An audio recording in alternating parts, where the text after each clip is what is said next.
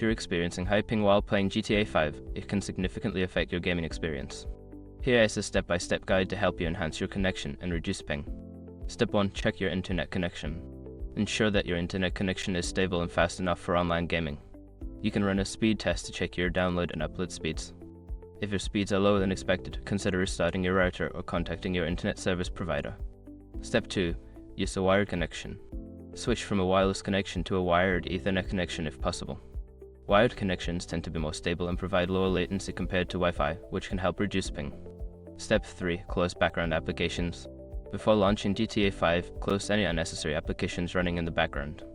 Programs that use the internet, such as streaming services or downloads, can consume bandwidth and increase your ping.